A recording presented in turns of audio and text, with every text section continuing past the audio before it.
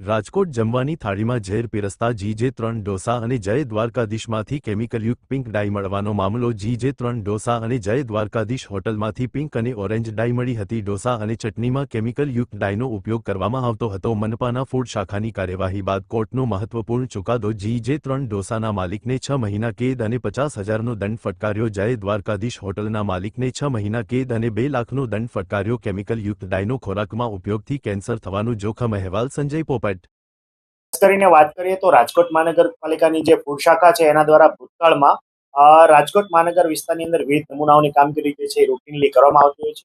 એ અનુસંધાને અમારા food safety officer દ્વારા ભૂતકાળમાં GJ3 ઢોસા કોર્નર કે જે અંબિકા પાર્કમાં આવેલું છે, આ ઉપરાંત જે યુનિવર્સિટી રોડ પર જય દ્વારકાધીશ હોટલ નામની જે એક હોટલ આવેલી છે ત્યાંથી અનુક્રમે જોવા જઈએ તો જે લૂઝ સાંભારનો નમૂનો જે છે લેવામાં આવ્યો હતો. આ ઉપરાંત હોટલ દ્વારકાધીશ છે ત્યાંથી જે છે લૂઝ લસણની ચટણી જે છે પેસ્ટ એનો નમૂનો લેવામાં આવ્યો હતો.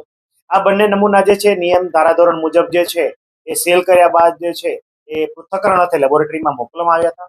આ પૃથ્થકરણનો રિપોર્ટ જે છે બંને નમૂનાનો આવેલો એમાં ખાસ કરીને જોવા જઈએ તો GJ3 ઢોસા કોર્નર જે છે એના લૂઝ સાંભારની અંદર પિંક ડાય પ્રતિબંધિત જે છે કે કોઈ પણ પ્રકારના ફૂડની અંદર આ ડાય વાપરી ન શકાય એટલે આ નમૂનો પણ અનસેફ આવેલો હતો. આ ઉપરાંત ખાસ કરીને જે ચટણી જે છે એના નમૂનાની અંદર 2 પ્રકારની એટલે કે પિંક અને ઓરેન્જ ડાય જે છે એ બંને કલર જે છે સિન્થેટિક ડાય જે છે એ પ્રતિબંધિત કહી શકાય. એટલે એ નમૂનો પણ અનસેફ ડિક્લેર કરવામાં આવ્યો હતો. અનસેફ ડિક્લેર થતા બંને નમૂનામાં અમારા ફૂડ સેફ્ટી ઓફિસર દ્વારા પ્રોસિક્યુશનની કાર્યવાહી અર્થે મ્યુનિસિપલ કોર્ટ કેસમાં ફોજદારી ગુનો દાખલ કરવામાં આવ્યો હતો. પ્રોસિક્યુશનની વિવિધ કાર્યવાહીને અંતે માનનીય જજ સાહેબ દ્વારા જે છે એટલે કે માનનીય આપણા જે ગાગનાણી સાહેબ જે છે જજ સાહેબ એમના દ્વારા આ બંને નમૂના અંતર્ગત પ્રોસિક્યુશનની કાર્યવાહીની અંતે એમનો જે ચુકાદો છે જે આપવામાં આવ્યો હતો. FSSI 2006 ના જે છે 31ZZZ ઉપરાંત કલમ નંબર 59 જે છે આ બંનેના ભંગ બદલ અને સજાના પ્રાવધાનના ભાગરૂપે ખાસ કરીને વાત કરીએ તો GJ3 ઢોસા કોર્નરના માલિકને 6 માસની સખત કેદની સજા, આ ઉપરાંત જે છે 50,000 રૂપિયાનો દંડ જે છે એ ફટકારવામાં આવ્યો છે.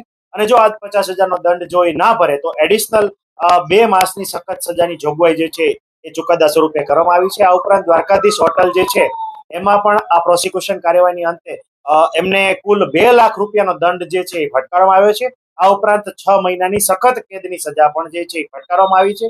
અને જો 6 માસની સજા એડિશનલ જો આ 2 લાખનો દંડ જે આ પેઢી ના ભરે તો એડિશનલ 6 માસની સજા જે છે એની જોગવાઈ કરતો ચુકાદો છે માનનીય ગાગનાણી સાહેબની કોર્ટમાં આ બંને ચુકાદા આવેલ છે.